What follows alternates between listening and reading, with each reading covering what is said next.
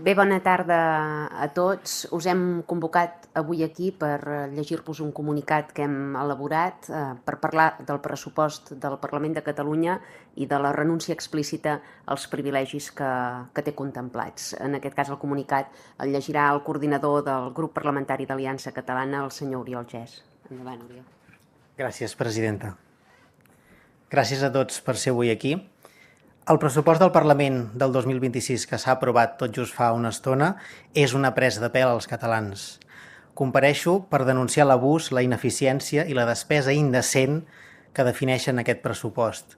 És un pressupost dissenyat per protegir la casta política de sempre. Un pressupost on el 72,46% del total d'aquest pressupost, de gairebé 65 milions d'euros, es destina a sous i remuneracions, amb un increment d'1,53 milions d'euros respecte a l'any passat. És un pressupost on la despesa en personal creix, mentre els serveis públics s'estanquen.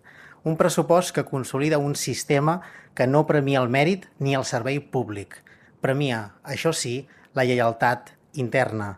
Un dels exemples més vergonyosos d'aquesta despesa, per blindar càrrecs i favors, és el complement de productivitat, que enguany arriba als 1,2 milions d'euros anuals.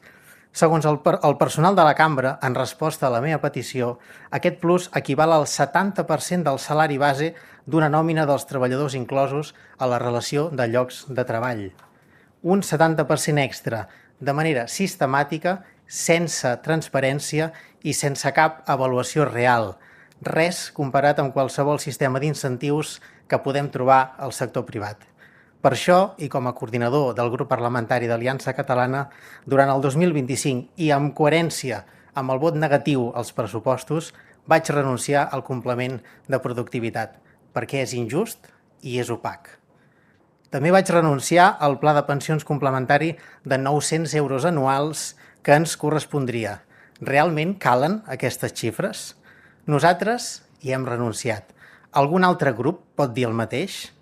El nostre grup, Aliança Catalana, no pensa acceptar privilegis mentre els catalans han de comptar fins l'últim euro per arribar a final de mes, i menys quan el 2026 obriran aquest plus de productivitat a tot el personal eventual, inclosos els assessors dels grups. Per això, avui, convidem la resta de partits d'aquesta cambra a seguir el nostre exemple i actuar amb decència. Qui vulgui fer carrera a costa del contribuent, que s'ho repensi. Qui vulgui servir Catalunya, que s'hi posi de debò. La missió de salvar Catalunya és un exercici noble i cap de les persones que exercim responsabilitats orgàniques a Aliança Catalana hi som per lucrar-nos. Ben bé al contrari, renunciem a la nostra carrera al sector privat pel futur del nostre país. Moltes gràcies i ara obrim un torn de preguntes.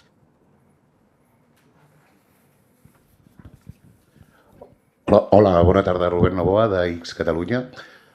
M'agradaria saber si, a banda de la massa salarial, tenen comptabilitzades altres tipus de despeses que serien supèrflues, però de gran quantitat. I si es podia indicar quines són els contribuents i els ciutadans que s'estan veient en aquests moments. Gràcies. Gràcies, Rubén. De fet, la nostra diputada Rosa Maria Soberana ho ha dit fa poc a dins de l'hemicicle. Mentre nosaltres renunciem als complements personals, el sistema crea noves cadires i nous càrrecs. 89.267 euros per tècnics d'acció exterior i cooperació internacional. 67.248 euros per un tècnic intern d'acció climàtica. 233.978 euros per una oficina d'igualtat sota el paraigües de gènere, antiracisme i no discriminació. 754.832 euros en noves dotacions i reorganitzacions administratives internes del Parlament sense explicació i sense avaluació. I com si tot això no fos prou, 9 milions d'euros destinats als partits polítics van desaparèixer casualment del pressupost del Parlament i són reassignats de forma opaca al Departament de la Presidència. De fet, la vicepresidenta del Parlament, en seu parlamentària, fa poc tria pit que som lluny del pressupost del Parlament de l'any 2008, que era de 72 milions d'euros.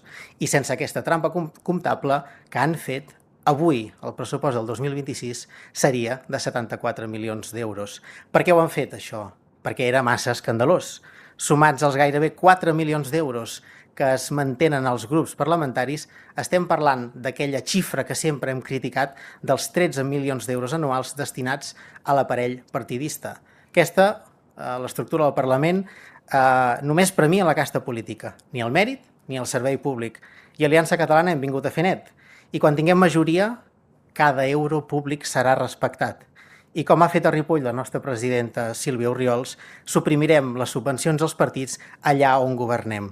No hi haurà sobresous ni plusos silenciosos.